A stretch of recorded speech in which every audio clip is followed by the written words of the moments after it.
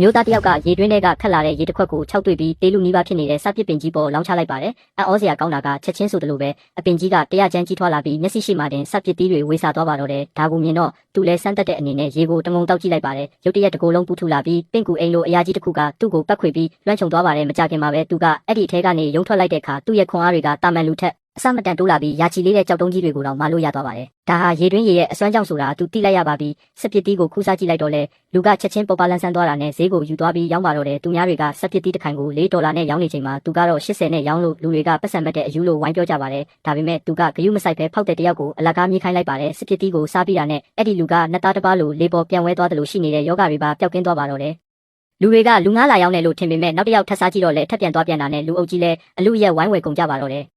ငွေရလမ်းဖြောင်မှန်းတိလိုက်တော့အိမ်ပြန်ရောက်တာနဲ့ဟင်းသီးဟင်းရွက်မျိုးစုံကိုစိုက်ပျိုးပြီးအစွမ်းထက်တဲ့ရေနဲ့လောင်းလိုက်ပါတယ်။သူအိပ်ပျော်နေတော့မှပဲအပင်တွေကထိမ့်မနိုင်သိမ့်မရကြီးထွားလာလိုက်တာမနက်မိုးလင်းတော့အေယာမခရမ်းကျင်တီကြီးတွေမှဲ့နေပါပြီဈေးမှာသူများတွေတပေါင်း$2ရောင်းချိန်မှာသူက20နဲ့ဈေးတင်ရောင်းပြန်ပါတယ်။လူတွေကလောင်းပြောင်းနေကြတော့အဖိုးအိုတယောက်ရောက်လာပြီးငါမင်းရဲ့လှုပ်ဝက်ချက်ကိုသိတယ်ဆိုတဲ့ပုံစံနဲ့ခရမ်းကျင်တီတွေအကုန်လုံးကိုတင်ကြဝဲသွားပါတော့တယ်။ဒီအဖိုးကြီးကဘသူလဲဆိုတာကိုတော့နောက်ပိုင်းမှာဆက်ကြည့်ကြရအောင်ဗျာ။